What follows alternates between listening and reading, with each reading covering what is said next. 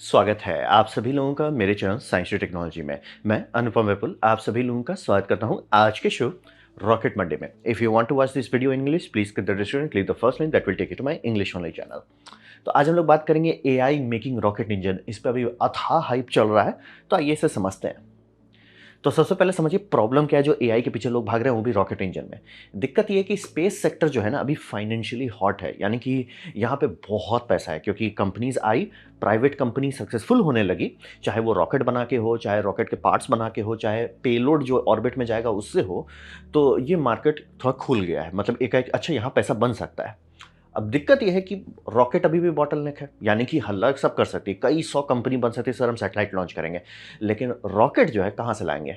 और उस मामले में सिर्फ स्पेस एक्स है ही नहीं कोई और। मतलब कहने को रॉकेट लैब है, कहने को ब्लू ऑरिजिन है, लेकिन थ्रूपुट उनका अभी बहुत अर्ली स्टेज में है।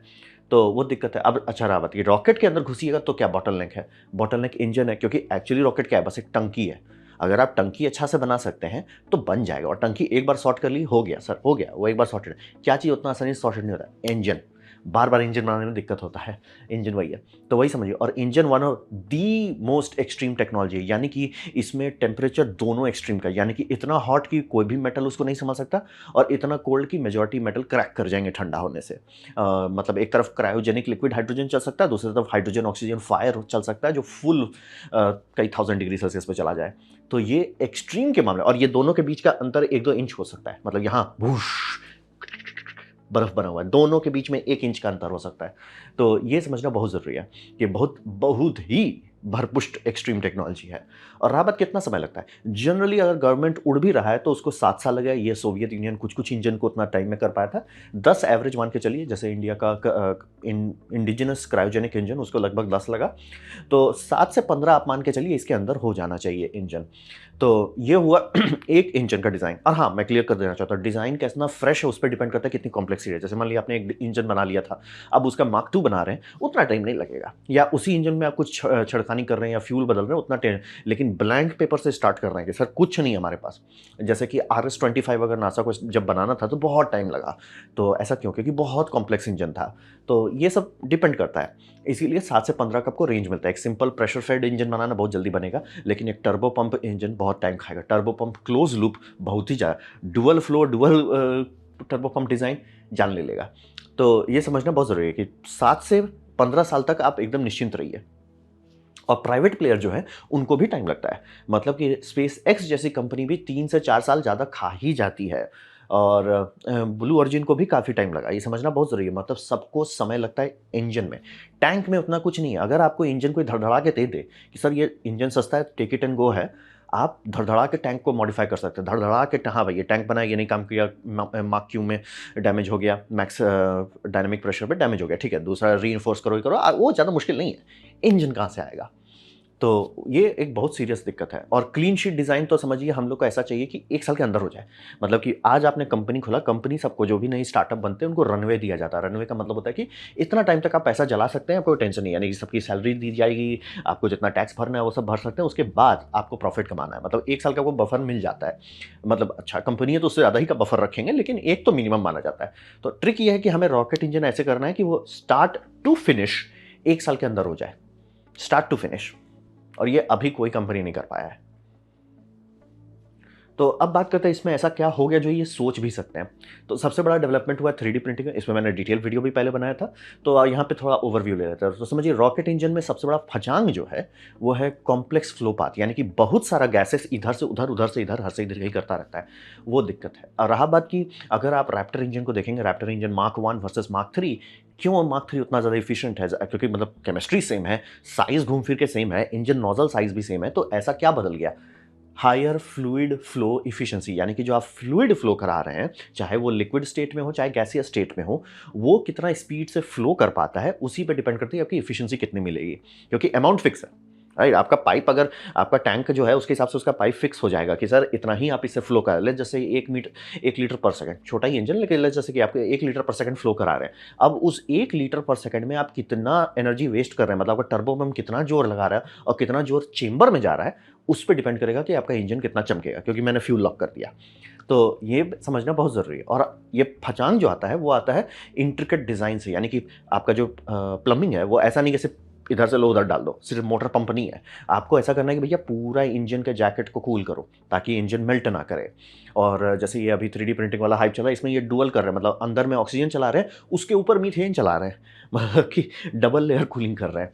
तो समझ सकते हैं कि बहुत ही ज़्यादा मतलब ज्योमेट्री के चलते फचांग बनता है। और मतलब इसको समझिए कि स्पेस शटल के टाइम में तो वैक्स से एक एक कर करके लेयर बनाना पड़ता था, और सैटर्न 5 के टाइम में हाथ से ये करते थे, मतलब ज्वेलरी वाले जो लोग होते हैं तो वो ब्रेजिंग करते थे कॉपर पाइप्स को, ताकि वो मतलब चेम्बर बना सके जिसका हीट बाहर निकाला जा सके।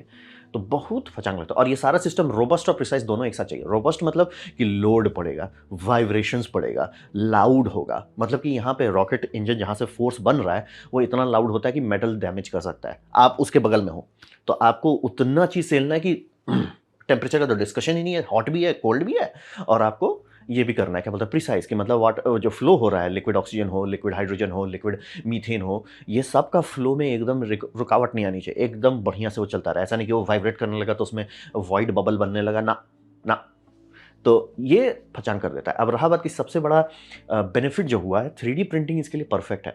आपको ज्योमेट्री के अंदर ज्योमेट्री बनाना है, जैसे इस तरह का मतलब कि स्लाइस कीजिए तो उसके अंदर ज्योमेट्री, ये मशीनिंग करना पॉसिबल नहीं, हमें पार्ट्स में मशीन करना पड़ता है।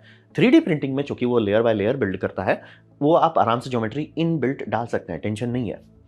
तो ये हम लोग को एक परफेक्ट टेक्नोलॉजी देता है। और सबसे बढ़िया बात ये है कि ये कैड एनवायरनमेंट पर चलता है, कि आपने कैड में एक मॉडल बनाया, उसको आपने 3D प्रिंटर में डाल दिया, तो इसमें फ्लेक्सिबिलिटी आती है DFM का। तो डिज़ाइन फॉर मैन्युफैक्चरिंग कहते हैं। अगर आप पुराने सिस्टम से बनाते हैं, वो बहुत सारा उसमें ऐसा होना चाहिए वैसा होना चाहिए। जैसे कि अगर मैं शीट मेटल से कुछ बनाता हूँ, मैंने तो सोच लिया कि हाँ हम ऐसे 90 डिग्री मोड़ देंगे, जब वो एक्चुअली मेटल बना कटा और उसको मोड़ा तो वहाँ पे बेंट आने लगा, क्योंकि हम रिलीफ कट नहीं दिए थे। तो ऐसा बहुत सारा छोटा छोटा चीज़ होता है जब आप बनाते हैं कोई चीज़ की। ठीक है सर, हमने कैड में बना दिया, सर वो तो कोई भी बना ले, मैं भी बना लूँगा, आप भी बना लोगे। बात होता है कि क्या वो मशीन में बन सकता है कि नहीं, तो उसको हम DFM कहते हैं। 3D प्रिंटर का DFM ऐसा नहीं कि कुछ नहीं है, लेकिन बहुत कम है। मतलब कि बोलते हैं ना, आप उड़ो ना सर, उड़ो, देखो अगर कुछ गड़बड़ होगा तो ही हम आपको इंटरफियर करेंगे, नहीं तो टेंशन मत लो, कोई भी बना सकता है, तो इंक्लूडिंग इंडिया। तो ये समझना, और है स्काई रूट का इसीलिए दिखा रहा है, ये कोई बड़ी बात नहीं है। 3D प्रिंटर में आपको वो फ्लेक्सिबिलिटी मिल जाती है कि DFM का टेंशन नहीं लेना है, और ये कैड से सीधे माल, कैड प्रिंटर माल। तो ये हो गया आपका 3D प्रिंटर, इसीलिए यहाँ पे काफ़ी एक्साइटमेंट आ गया है मार्केट में। अब बात करते हैं AI का। तो AI में समझिए कि अभी पूरी दुनिया जो है ना, थोड़ा पगला गई है AI के पीछे, थोड़ा कुकू हो गई है। तो यहाँ पे सबसे बड़ा दिक्कत हो रहा है कि AI क्यों नहीं चमक रहा है, उसका सबसे बड़ा कारण है सब कंटेंडर क्लास AI बनाने के पीछे पड़े हुए हैं। पता नहीं किस वीडियो गेम का हम नाम लिए वो स्टूपिड है। मतलब बेसिकली एक ऐसा AI बनाना चाहते हैं जो हर चीज़ हर समय हर टाइम कर ले। यानी कि हम ChatGPT बना रहे हैं, वो सर क्या कर सकता है, सब चीज़ कर सकता है सर। वो आपके लिए मैथ कर देगा, आपके लिए क्वांटम फिजिक्स कर देगा, आपके लिए ये कर देगा, मतलब प्रोग्रामिंग भी कर देगा। वो स्पेशलाइज्ड नहीं है, और इंसानियत अभी वहाँ नहीं पहुँचा कि कंटेंडर क्लास AI बनाया जा सके। तो दिक्कत वही होता है कि हुच-पुच, लॉल, हर चीज़ यूज़लेस हो जाता है। लेकिन अगर आप समझदार हैं और स्कोप लिमिट कर देते हैं कि भैया तुमको बस इसी के अंदर रहना है, ठीक है, ये तुम्हारा डब्बा है, इसके अंदर चमको, और कंस्ट्रेंट देते हैं कि बस कुछ भी हैलुसिनेशन को कैसे रोकें, उसे सिमुलेशन से बांध के रखिए कि भैया ये सिमुलेट कर रहे हो, सिमुलेशन क्रैक कर देगा तो दिक्कत हो जाएगा, तब जाके आपको यूज़फुल रिजल्ट आएगा। अब रहा बात, जो भी मैंने पहले भी एनवीडिया के बारे में बताया था कि एनवीडिया सबसे बड़ा गैम्बल यही खेल रहा है कि वो AI को फिजिकल रियलिटी से बांधने के लिए एक सिमुलेशन इंजन बना रहा है, जिसपे वो सारे रोबोटिक्स को ट्रेन कर सके। क्योंकि हलुसिनेट करने से दिक्कत हो जाएगा ना, आप हलुसिनेट करोगे हाथ यहाँ है आपका, रोबोट यहाँ सीधे डेटा सिग्नल आ गया, कैसे जाएगा। तो वो जा रहा है कि नहीं, ये फिजिकल सिमुलेशन जो एल्गोरिदम्स है वो उसको फिल्टर करता है कि सर आपने कमांड दे दिया, ये कमांड एक्सेप्ट नहीं होगा, तो वो एक थोड़ा फिजिकल आओ, थोड़ा नीचे आओ, थोड़ा ऊपर मतलब थोड़ा नीचे आओ, तो वो करके आप बहुत अच्छा रिजल्ट निकाल सकते हैं। अब रहा बात, ये तो हो गया बात, क्या किसी ने किया है, हाँ, नोबेल प्राइज मिला गया है। इससे ज़्यादा हम आपको क्या बताएं, नोबेल प्राइज मिल चुका है ये करने के लिए, क्या बोलते हैं, अल्फा फोल्ड 2 को। क्यों? क्योंकि वो AI था। क्यों? क्योंकि वो एक काम के लिए बना था, सर हमें ये एग्जैक्ट प्रोटीन फोल्डिंग का फचांग है, आप उसको सिर्फ यही सॉल्व करना है, बाकी आपको हम टेंशन ही नहीं देंगे, हम आपको लोड ही नहीं देंगे कि आपको लैंग्वेज सीखना है, आपको ये करना, नहीं नहीं, वो सब टेंशन मत लीजिए। बहुत हुआ तो उसके लिए हम दूसरा AI बना देंगे जो आप और इसके बीच में ये करेंगे, डिस्कशन करेंगे, जैसे कि होराइजन जीरो डॉन में था, एक मास्टर AI था और बहुत सारे डेडिकेटेड AI थे। तो वो करके आपको ये कर सकते हैं कि सर आप टेंशन मतलब, आप सिर्फ एक काम करो, प्रोटीन फोल्डिंग को सॉर्ट करो। नोबेल प्राइज मिला गया है, समझ लीजिए 2024 का। और ऐसा ही गूगल डीप वेटरन गूगल डीप वेटरन किया था, और ये साबित हो चुका है, ये सब लोग literally by the way Covid pandemic के टाइम में यूज़ किए हैं। तो समझना बहुत ज़रूरी है कि एआई बहुत अच्छा है अगर आप उसे लॉक करते हैं कि सर तुम बस ये करो ना, 100 चीज़ मत करो, ये करो, तो ये होने लगा है। तो एआई के पास समझिए, एआई बहुत अच्छा चीज़ है अगर आपको यूटिलाइज़ करना आता है। जैसे मैंने कि अभी पिछला रॉकेट ये कंपनी के बारे में बात किया था जो ऑटोमेट कर रही है प्रोडक्शन के लिए, लेकिन वो सिर्फ 80% कर रहे हैं, तो ही वो समझदार हैं, क्योंकि अगर वो 100 का ट्राई किए फेल हो जाएंगे। 80 करेंगे आराम से, लोगों का भी जॉब रहेगा और वो एआई को अच्छे से कंस्ट्रेंट कर पाएंगे। तो एआई को समझना बहुत जरूरी है। एआई में कोई फॉल्ट नहीं है, फॉल्ट है कि आप सर उससे एक्सपेक्ट क्या कर रहे हो। अब आप एक्सपेक्ट कर रहे हो कि हम सुतेंगे उठेंगे और सीधे जारवस बना लेंगे, सर आप फूकते रहोगे और कुछ नहीं होने वाला है। ये एआई का बात आपको समझना पड़ेगा, यहीं पे किसी को बुद्धि आ गया। तो अब बात करते हैं लीप 71 का, यानी कि ये जो आप मीम देख रहे हैं हर जगह, शॉर्ट्स देख रहे हैं, तो ये Dubai based computational engineering firm है। कंपनी रॉकेट कंपनी नहीं है, कंपनी जो है कंप्यूटेशनल इंजीनियरिंग फर्म है, यानी कि सर हमें कुछ चाहिए तो ये आपके लिए कंप्यूट करेंगे। तो इन्होंने बनाया है, इनका मतलब यूएसपी क्या है, इन्होंने बनाया ऑटोनोमस प्रोप्राइटरी एआई सॉफ्टवेयर, जिसको नॉयरॉन ये कहते हैं। तो हिसाब ऐसा ही कि इसमें आपको एक डायमेंशन दे देगा कि जैसे सर हमको एक वाटर पंप का टरबाइन चाहिए, इंपेलर, तो इंपेलर का सर ये आउटर शेप है, अब आप इसमें बताओ कि कैसे बनाना है। तो वो खुद ब खुद एआई सिमुलेट करके फिजिकल रियलिटी से, क्योंकि उसका पास फिजिक्स सिमुलेशन है, cut cut cut cut cut ठा, और ये आप बनाओगे कैसे, ये आप 3D प्रिंट कर सकते हो। तो ऑब्वियसली मैं क्लियर कर देना, वाटर पंप के लिए कोई नहीं करेगा, लेकिन ट्विस्टिंग आप कर सकते हो, रिफाइन कर सकते हो, उसके लिए लोग वाटर इंपेलर बनाएंगे। जब वो हो जाएगा तब रॉकेट का टर्बो पंप या रॉकेट के फ्लो पाथ, हीट एक्सचेंजर, ये सब आप डिज़ाइन करेंगे। तो इन्होंने डेमोन्स्ट्रेशन के लिए, कहने बोले ना, कहने तो कोई भी भांज दे, लेकिन इन्होंने डेमोन्स्ट्रेट करने की, सर हम जो कह रहे हैं हमारा एआई एक्चुअली डिलीवरी कर रहा है, वो रॉकेट इंजन बना है। ये पहला नहीं है, ये दूसरा या तीसरा है। ऐसे ये रॉकेट इंजन नोजल बनाने लगे, और इसमें जितनी बार वो बनाए उसको, उसका जो टेस्ट डेटा था वो सिमुलेशन में डाले, ताकि और रिफाइन हो, फीडबैक लूप हो। क्योंकि बिना फीडबैक लूप के ठीक है आपने बना दिया चल गया, लेकिन वो यूजफुल नहीं है।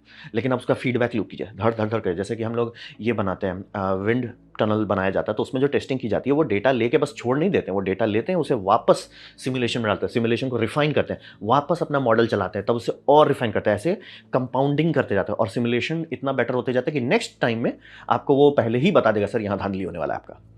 तो ये सब करने के लिए आपको फीडबैक लूप चाहिए, सर इससे सीखो, जैसे कहते हैं नेचुरल लर्निंग। वो लर्निंग के लिए इन्होंने रॉकेट इंजन बनाया, फिर दूसरा रॉकेट इंजन बनाया। तो अभी ये लोग क्या कर रहे हैं, अभी ये किए हैं लिक्विड मीथेन और लिक्विड ऑक्सीजन। अब रहा बात की, यहाँ पे ये लोग एक बात कहेंगे जो आपको सुन के थोड़ा दिमाग में रेड अलर्ट जलाओगे, single part. Sir engine single part नहीं हो सकता, उसमें टर्बो पंप होता है, टर्बो पंप घूमता है, कैसे आप कर दोगे।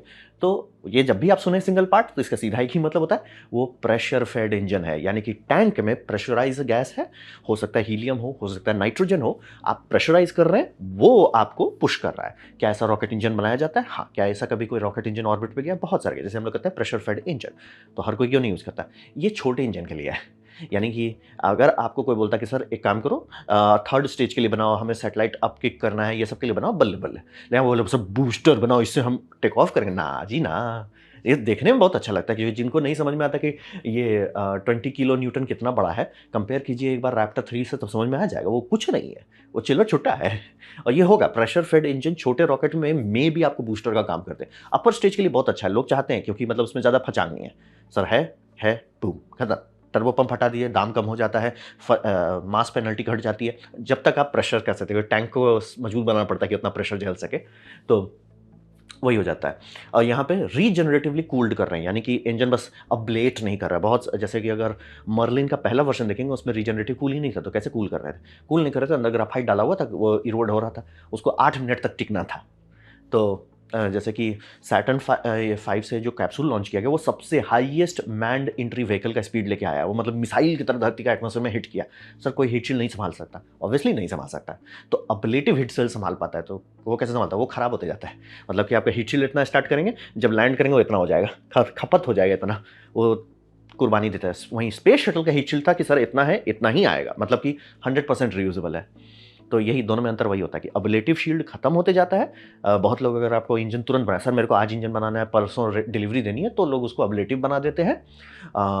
लेकिन अगर आपको इंजीनियरिंग दिखाना है, तो आप रीजनरेटिव करोगे। तो यही समझिए, और इसमें वही सबसे बड़ा ट्रिक बात वही है कि ये CH4 और O2 से ये कर रहे हैं, क्या बोलते हैं, दोनों का कूलिंग, मतलब अंदर ऑक्सीजन चल रहा है, उसके ऊपर ये मीथेन चला रहे हैं कूलिंग करने के लिए। तो ये, और ये मैं एकदम क्लियर कर देता, ये रॉकेट कंपनी ने, इसीलिए रॉकेट चैनल वाले लोग इसे नहीं कवर कर रहे हैं। ये इनका मेन काम है कि हम इंजन बनाएंगे, उसे फीडबैक लूप करेंगे। फीडबैक लूप का फायदा होगा कि ये एआई और इंप्रूव होगा, जो इनका एल्गोरिदम है वो और रिफाइन इंजन बना पाएगा। इसीलिए A1 से A2 ऐसे ही आ पाए कि मतलब स्टार्ट किए और उसके बाद आगे बढ़ गए। अब बात करते हैं भविष्य का। तो यहां पे समझिए कि ये कुछ ऐसा केसेस है जहां पे एआई का एक्चुअली इस्तेमाल हो रहा है। बाकी सारा एआई से फुल है, हम ये एआई से ये कर देंगे वो कर देंगे, कुछ नहीं होने वाला है। आप $500 बिलियन लगा दे रहे सर, कोई चीज उतना प्रॉफिट नहीं बनाता कि $500 बिलियन जस्टिफाई कर सकें। तो इसी जो लोग बोल रहे हैं ना ये बबल है, वो इसलिए बोल रहे हैं कि ओवर वैल्यूएशन चल रहा है। सर ये ऐसी बात हो गई, मैं घर बना रहा हूँ सर, कहाँ बना रहा हूँ सर, बेंगलोर में सर, कितना दाम है, $10 ट्रिलियन, कोई नहीं खरीदेगा। वो वही वाली बात हो जा रही है। ये वैसा नहीं है, ये है कि सर हमारा एआई में जितना कंप्यूट लग रहा है, जितना प्रोग्रामर्स लग रहे हैं, जितना उससे प्रॉफिट निकाला जा सकता है। और हम ज़्यादा फचांग नहीं कर रहे हैं, क्योंकि सब चीज़ नहीं करने की कोशिश कर, एक चीज़ कर रहे हैं, फाइन ट्यून इसी पे करो। तो मतलब बहुत बड़ा टीम भी नहीं है इनका, और डेटा सेंटर भी हमको भी लग रहा है, डेटा सेंटर रेंट किया हुआ लग रहा है। तो ये समझिए कि अगर एआई को सोली फोकस करते हैं एक चीज़ पे, वो बहुत कॉम्पिटेंट हो जाता है। और सबसे इंपॉर्टेंट बात, प्रॉफिटेबल फॉर कंपनी। जैसे कि मान लीजिए कि अगर मेरे को सर्च इंजन बनाना है, तो अभी का जो सबको गांजा पड़ा है कि ऐसा एआई बनाओ जो सब करते हैं। अगर आप समझदार हैं, ऐसा बोले देखो एक छोटा एआई बनाओ जो सिर्फ प्रिंटर करे, और उसको उसको कुछ छूना ही नहीं है, उसको तुम कागज का स्टार्ट टू फिनिश बताओ कि कागज क्या है, कागज का साइज क्या है, अलग अलग देश में कैसे यूज होता है, थर्मल पेपर क्या है, सब मतलब उसको एकदम पेपर का एकदम रटा दो कि भैया पेपर क्या है। फिर प्रिंटर में प्रिंटर की टेक्नोलॉजी क्या है, तब उसको बोलोगे तुम सिर्फ प्रिंटर, और छूना ही नहीं है, छूना ही नहीं है, और सिर्फ प्रिंटर को पूरा मास्टर। जब ये पूरा टैक्टिक्स बन जाए, पाइपलाइन हो जाए, तो जो तुम्हारा मेन एआई है, जिससे मतलब कस्टमर बात करेगा, कस्टमर बात करेगा सर हमको प्रिंटर में कुछ चाहिए, ये बात करेगा छोटे एआई से कि सर बताओ प्रिंटर में क्या चाहिए, ये हमारा कंस्ट्रेंट है, इसमें क्या क्या ऑप्शन है। तो ऐसा कर सकते हैं। अभी जो चाह रहे हैं कि ये मास्टर एआई ही सब कर दे, नहीं होगा। तो कॉन्टेक्स्ट वही है कि जो लोग टाइट रख रहे हैं एआई को कि सर हमको सिर्फ ये करना है, वो चमक जाएंगे। और अभी मार्केट में एक नया टेक आ रहा है, क्लेम हो रहा है, मैं क्लियर कर देना चाहता हूं कि single crystal metal structure 3D print में हो सकता है। जो कि अगर आप लोग मेरा वीडियो देखे होंगे जेट इंजन टरबाइन के बारे में, वही सबसे कॉम्प्लेक्स मेटलर्जी है। मतलब कि जेट इंजन का टरबाइन बनाने में सबसे बड़ा दिक्कत है कि टेम्परेचर उतनी बड़ी बात नहीं है, हमारा फर्नेस उससे ज़्यादा ऊपर रहता है, कोई बड़ी बात नहीं है।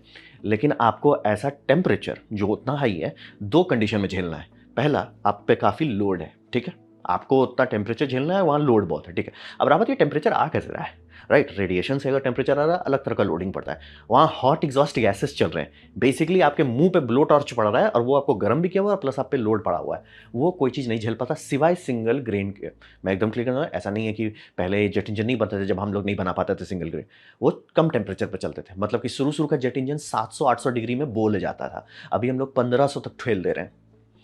अब बाय द वे जो मेटल का मेल्टिंग टेम्परेचर है वो 1400 है, 100 डिग्री ऊपर चला रहे हैं उसको। तो वही इंजीनियरिंग वहीं लग रही है।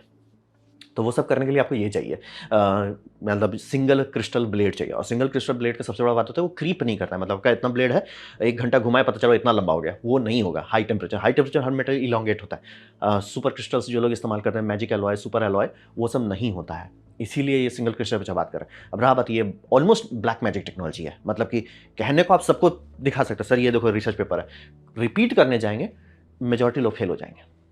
तो यहाँ पे क्लेम आ रहा है कि 3D प्रिंटर में ये कर सकते हैं कि हम ऐसे करके लेज़र को करेंगे कि मतलब हीटिंग जो है, मतलब उसका जो हीटिंग सिस्टम चलेगा कि वो जब कंडेंस करेगा आपको डायरेक्टली ये दे पाएगा सिंगल ग्रेन बाउंड्री।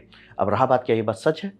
होना तो चाहिए। और मैंने 2 जगह देख लिया है, मैंने जापानीज़ लोगों का देखा है और मैंने इंडियन लोगों का बताया। इंडिया का लंबा डिस्कशन 2 घंटे का है, अच्छा से देखिए, पूरा डिटेल समझ में आएगा।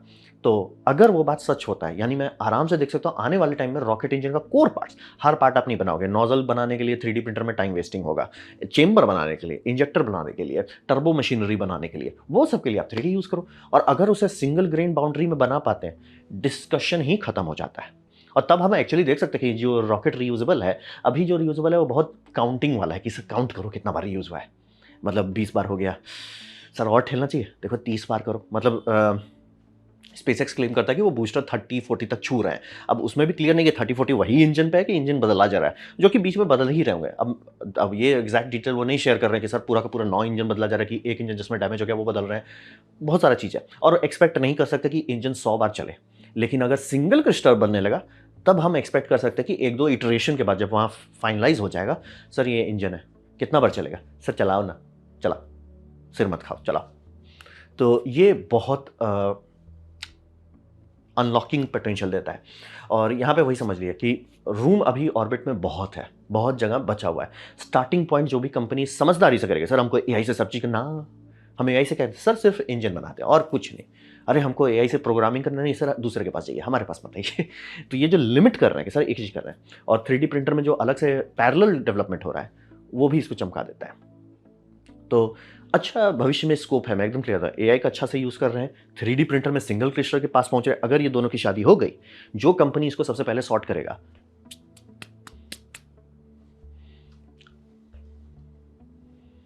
तो ये था मेरा प्रेजेंटेशन एआई से रॉकेट इंजन का रास्ता के बारे में। उम्मीद करता हूँ आपको अच्छा लगा, कुछ सीखना, कुछ समझ में आया। अगर ऐसा है लाइक कर दें, दोस्तों शेयर कर दें, उससे मेरा काफ़ी भला होगा। नहीं अच्छा लगा, नहीं पसंद आया, कोई बात नहीं, आप डिसलाइक दबा सकते हैं। मैं कहूँगा डिसलाइक 2 बार दबाएं, उससे मुझे पता चलो कितना नापसंद हुआ है। मैं आपसे कहूँ कमेंट लिखे, मैं हर कमेंट को पढ़ने की कोशिश करता हूँ। आपसे कहूँ सब्सक्राइब कीजिए, बेल दबाइए, आप फ्री हैं तो आपने वीडियो देखा, जान कर मुझे बहुत खुशी हुई। धन्यवाद।